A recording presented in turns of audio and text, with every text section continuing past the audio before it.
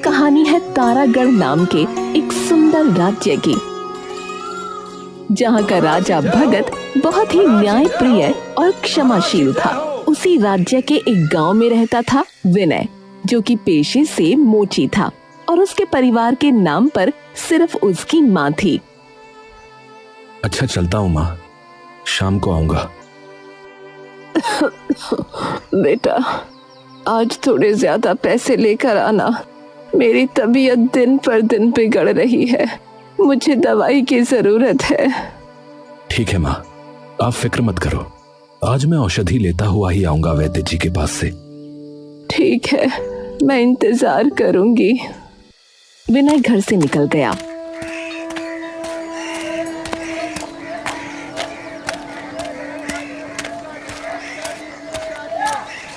अपनी दुकान सजाकर बैठ गया। मैंने माताजी से कह तो दिया कि चिंता न करो, लेकिन आजकल मेरा काम तो बिल्कुल चल ही नहीं रहा है।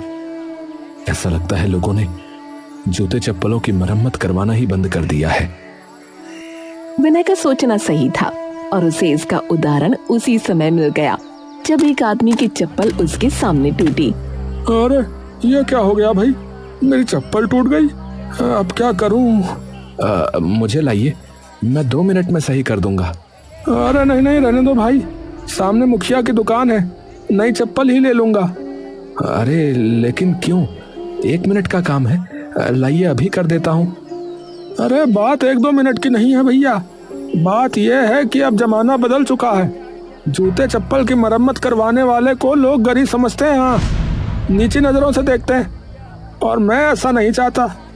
अरे ऐसा नहीं है भाई साहब, आप गलत समझ रहे हैं। अरे नहीं बाबा, रहने दो, कह दिया है, रहने दो। वो आदमी ये कहता हुआ आगे बढ़ गया और दुकान में चला गया। विनय हाथ मलता रह गया। हे भगवान, मैं क्या करूं? अब तो एक ग्राहक मिलना भी मुश्किल हो गया है। पूरा दिन बीत गया, सूरज सर पर चढ़कर ढल भी गया, लेकिन विनय की दुकान पर बस एक बूढ़ा आदमी आया जिसने चप्पल सिलवाई और जाते हुए आधा पैसा दिया। दूसरा ग्राहक एक बच्चा था जिसका जूता फट गया था। हे भगवान, इतना बड़ा दिन और जेब में बस 2 सिक्के, इससे तो सिर्फ माताजी की दवाई ही आ पाएगी। खाने का क्या करूंगा?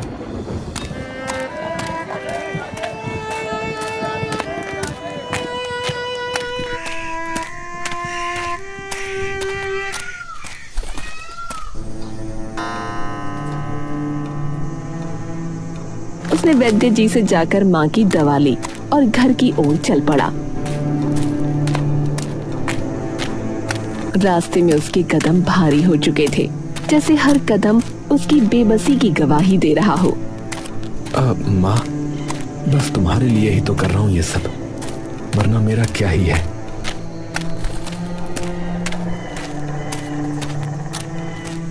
अंदर उसकी माँ खांस रही थी। सर झुकाकर विनय ने कहा, माँ, घर में कुछ खाने को है या नहीं? अरे बेटा, घर में कुछ होता तो बात ही क्या थी, तू नहीं लाया क्या कुछ? तभी सामने से पड़ोसी रतन आता है। अरे अरे, क्या हो रहा है यहाँ? भूखे मर रहे हो क्या? भैया, थोड़ा सा बचा हुआ खाना मिल जाए तो। ओहो मोची महाराज, अब खाने के लिए भी पड़ोसियों पर निर्भर हैं? ले लो ले लो, वही देने आया था, वैसे भी फेंकने ही वाली थी वो। रतन बेटा, इस तरह मत बोल। अरे जो सच है वही बोला, ऐसा क्या बोल दिया? रतन हंसते हुए निकल गया।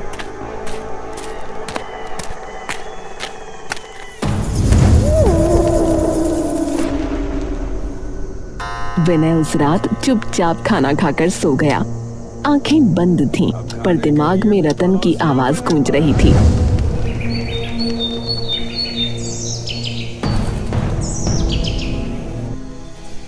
अगली सुबह बाजार में हलचल थी, सब लोग एक जगह जमा थे। विनय भी भीड़ में घुस गया।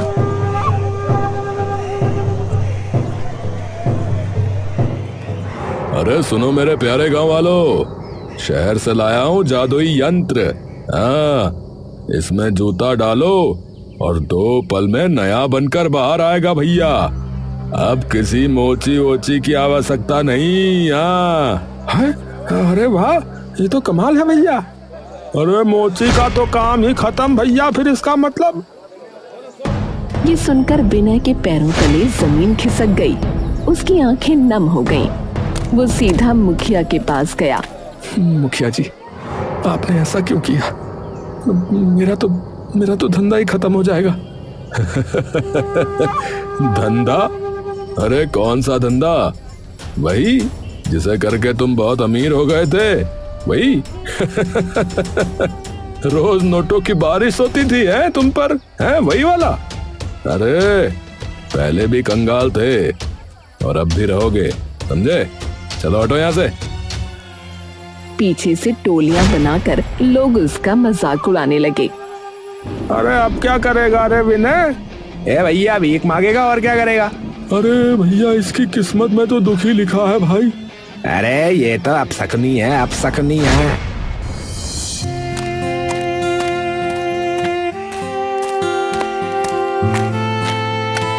विनय भारी मन से घर पहुंचा। बेटा, क्या हुआ? इतनी जल्दी वापस कैसे आ गया? माँ, मेरा काम खत्म हो गया। अब कोई जूता सिलवाएगा ही नहीं। अरे पर क्यों? विनय ने पूरी बात बताई तो रामकली भी रो पड़ी। हे भगवान, अब क्या करेंगे हम? ये मुखिया को ऐसा यंत्र लाने की क्या जरूरत थी? तभी दरवाजा धड़ाम से खुला। रतन वापस आ गया, इस बार और भी बदतमीजी के साथ। अरे माँ जी, अरे सुना, तुम्हारा बेटा जिस काम में लगा था वो काम ही दुनिया से खत्म हो गया। अरे ऐसा मनहूस है कि खुद का धंधा ही डूब गया। अरे भैया, मजाक तो मत उड़ाओ।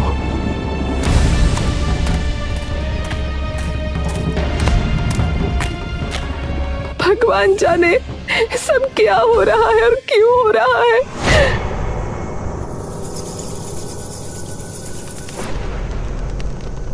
वो रात बहुत भारी थी। रामकली सो नहीं पाई। विनय भी छत घूरता बैठा रहा।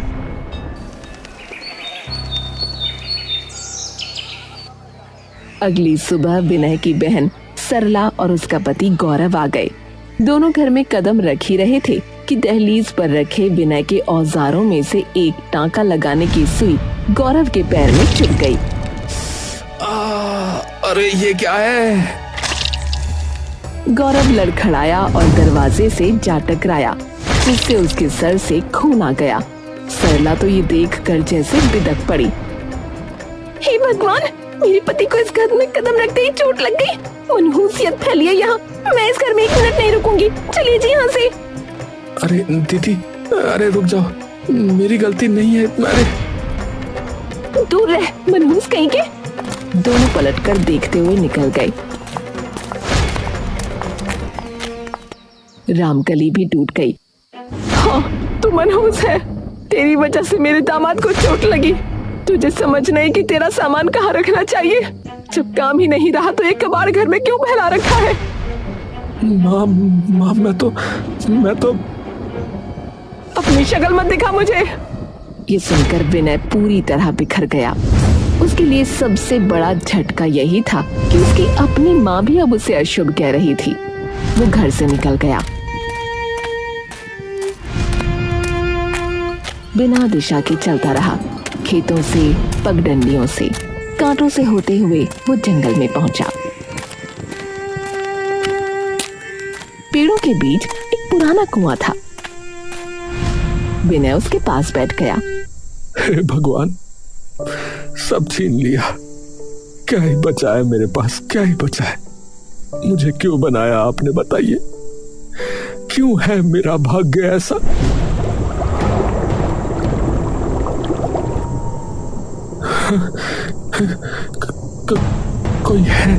कोई है क्या? अचानक उसका पैर फिसल गया। वो धड़ाम से कुएं में गिर पड़ा।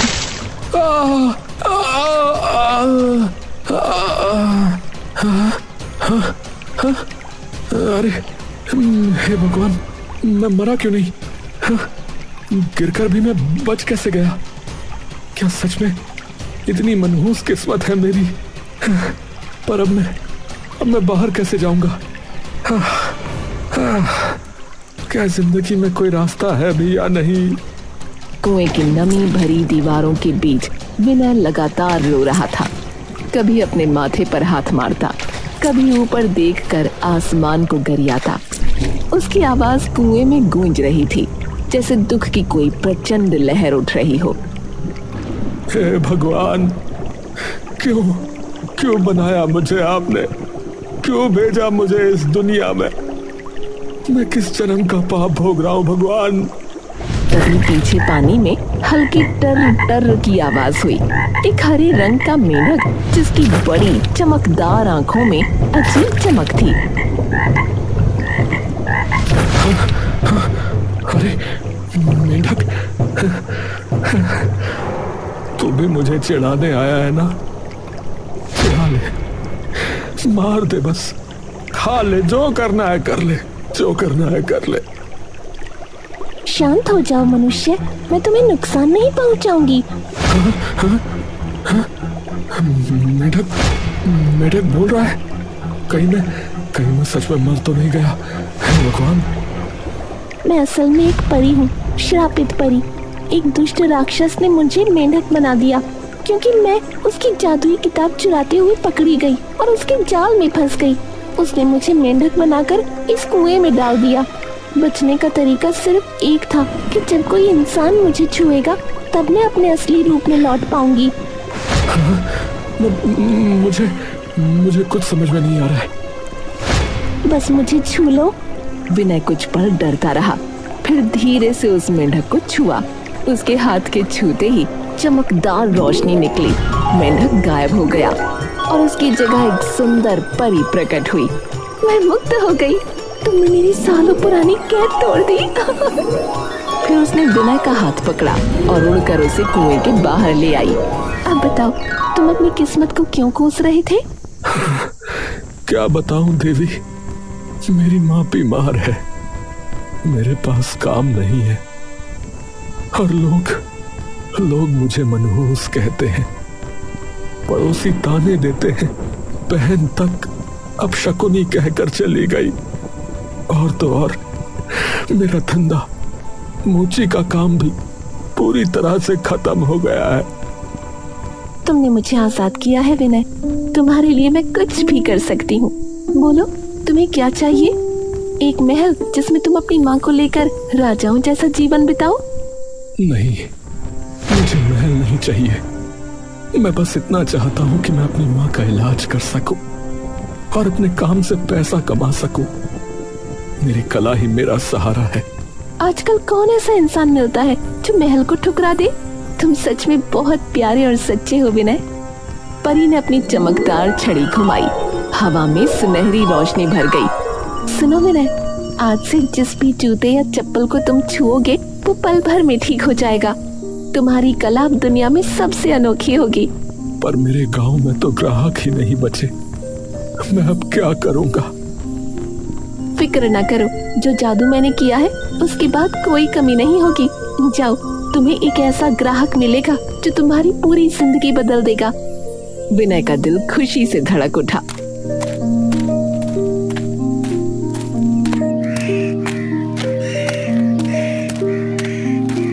उसने माँ को पूरी कहानी सुनाई, लेकिन माँ अब भी गुस्से में थी और उसकी बात मानने को तैयार नहीं थी।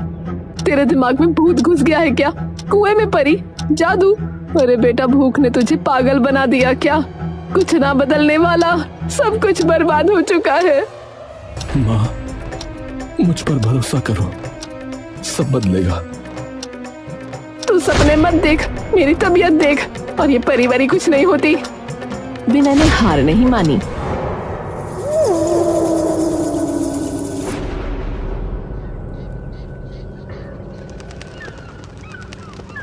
सुबह सुबह जल्दी उठकर अपना पूरा मोची का सामान समेटा और बाजार पहुंच गया।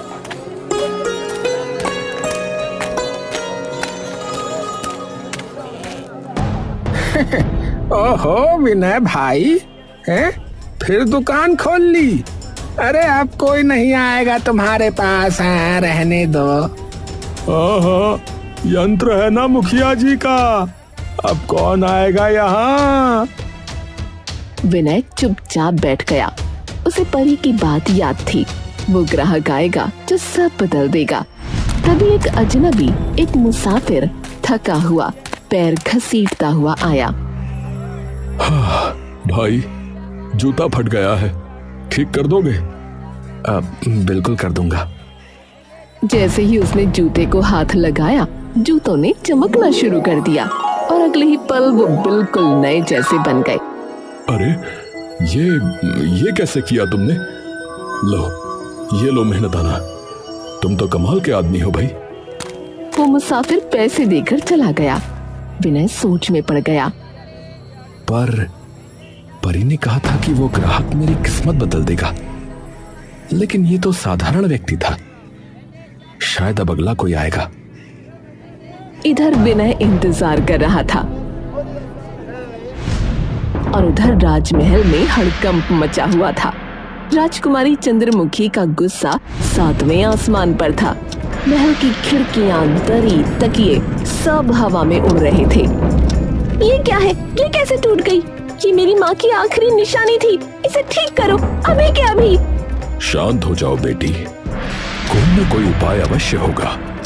अरे सुना, अरे राजकुमारी की शीशे की ऊंची एड़ी वाली चप्पल टूट गई। शीशा कोई जोड़ भी कैसे सकता है भला? राजा परेशान हो गए। उन्होंने ऐलान कर दिया, सुनो, जो भी व्यक्ति मेरी पुत्री की शीशे की चप्पल को जोड़ देगा, उसे हम उसकी मुंह मांगी कीमत देंगे। समूचे राज्य में ये घोषणा करवा दो। ये खबर हवा की तरह हर गली, हर घर और आखिरकार विनय की दुकान तक पहुंची। मैं भी जाऊंगा वहां, अब वक्त आ गया है अपनी किस्मत बदलने का। राजमहल में चारों ओर अफरा तफरी मची थी। राजकुमारी चंद्रमुखी की टूटी हुई शीशे की चप्पल सामने रखी थी और एक के बाद एक कारीगर उस पर झुक झुक कर अपनी किस्मत आजमा रहे थे, लेकिन हर बार वही नतीजा, नाकामी। महाराज, शीशा जुड़ ही नहीं रहा। कोशिश कीजिए, कोशिश कीजिए।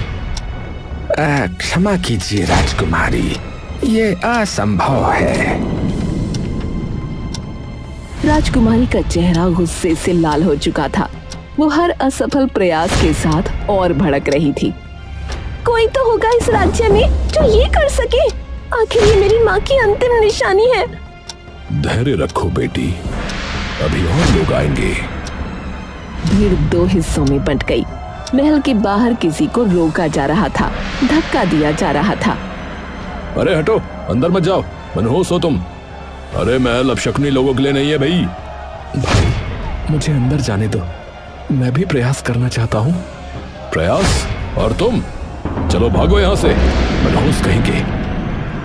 शोर सुनकर राजकुमारी खिड़की तक आई और नीचे देखा। भीड़ के बीच विनय खड़ा था।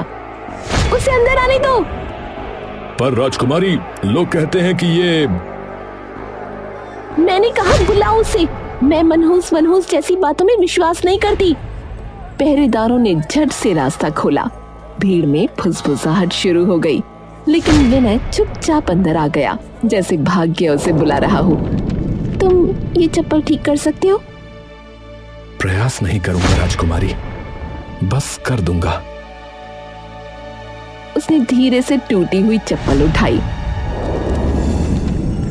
जैसे ही उसके हाथ शीशे पर पड़े, एक सफेद चमक फैली और पल भर में चप्पल फिर से वैसी ही हो गई जैसी राजकुमारी की माँ ने उसे दी थी।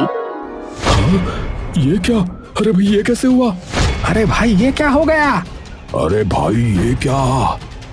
हे प्रभु, ये मैं क्या देख रहा हूँ? हे ईश्वर, ये मेरी आंखें क्या देख रही हैं? अरे चमत्कार! ये तो चमत्कार है। राजा अपनी जगह से उठकर पुत्र, बताओ तुम्हें क्या चाहिए? स्वर्ण, हीरे, मोती, महल? महाराज, मुझे तो सिर्फ मेरा पारिश्रमिक दे दीजिए, बस वही जो मेरे काम का मूल्य है। राजा कुछ पल तक उसे देखते रहे, फिर बोले, विनय, तुम्हारी सादगी ने मेरा मन मोह लिया। आज से मैं हमारे अधीन जो छोटा सा राज्य है वो तुम्हें सौंपता हूं। भीड़ में सनसनी मच गई। विनय हैरान था, जैसे उसके कानों ने विश्वास करने से मना कर दिया हो। महाराज, ये कैसे स्वीकार करूं? मैं तो साधारण मनुष्य हूं। पर तभी तेज हवा चली, चमक फैली और परी प्रकट हो गई। पूरे महल में हलचल मच गई। राजा और राजकुमारी दोनों हैरान रह गए। विनय, जब तुमने मुझे मुक्त किया, मैंने कहा था ना, एक ऐसा ग्राहक आएगा जो तुम्हारी किस्मत बदल देगा। वो ग्राहक राजकुमारी चंद्रमुखी ही है। अब ये सब तुम्हारा है, इनकार मत करो। विनय की आंखें भर आईं। उसने सर झुकाकर राज्य स्वीकार कर लिया। तभी राजकुमारी चंद्रमुखी आगे बढ़ी।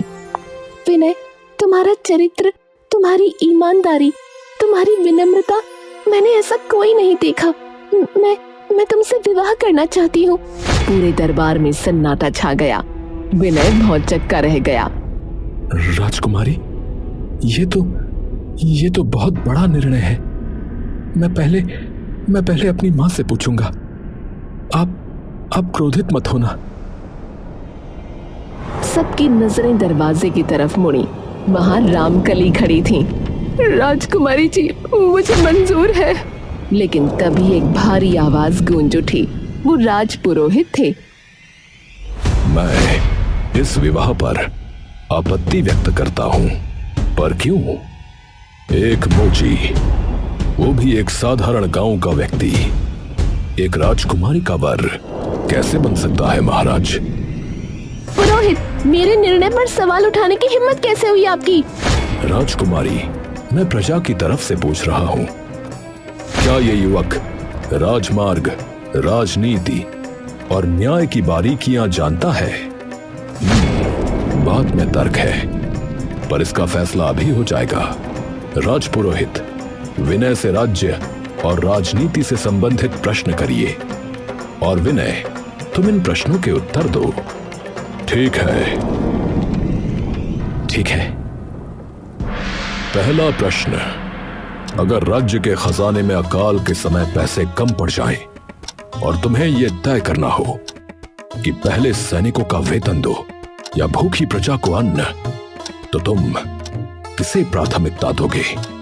प्रजा को, क्योंकि सैनिक उसी प्रजा के बेटे हैं। जिस राज्य की जनता भूखी हो, वहां सैनिक भी ढाल और तलवार उठाने के लायक नहीं बचेंगे। ठीक है। मेरा दूसरा प्रश्न, यदि तुम्हारे सामने दो दोषी खड़े हों, एक अमीर जिसने चोरी की हो और एक निर्धन जिसने भूख में चोरी की हो, तो दोनों का दंड क्या होगा? दोनों चोर हैं, दोनों को बराबर दंड मिलना चाहिए। परंतु यह बात ध्यान रखने योग्य है कि अमीर की चोरी लोभ है और निर्धन की चोरी मजबूरी हो सकती है। इसलिए फैसला निर्धन की मजबूरी को समझकर होना चाहिए। बिल्कुल ठीक। मेरा तीसरा प्रश्न, अगर तुम्हारी मां, तुम्हारी पत्नी और तुम्हारा राज्य एक साथ संकट में पड़ जाएं और तुम्हें एक को ही पहले बचाना हो, तो किसे बचाओगे? मेरे लिए मेरा राज्य पहले होगा, क्योंकि मेरी मां, मुझे जन्म देने वाली, सदैव चाहेंगी कि मैं सही करूं, और राजकुमारी मेरे साथ जीवन बिताने वाली मेरे कर्तव्य को समझेगी, क्योंकि राजा का धर्म सबसे बड़ा है। राजा पर पहला हक उसकी प्रजा का होता है। राजपुरोहित हैरान और शर्मिंदा हो गया। महाराज, मेरे पास अब कोई प्रश्न नहीं। ये युवक सच में राजकाज के योग्य है। मैं अपनी आपत्ति वापस लेता हूँ। तालियां बजने लगीं। पूरा दरबार खुशी से झूम उठा। राजकुमारी मुस्कुराई। विनय ने झुककर अपनी माँ के पांव छुए। महल तालियों से गूंज उठा। कुछ दिनों बाद भव्य उत्सव हुआ। विनय और चंद्रमुखी का विवाह हुआ। रामकली को राजमाता जैसा सम्मान मिला और विनय, जो कल तक गांव में मनहूस कहा जाता था, आज पूरे राज्य का राजा बन गया।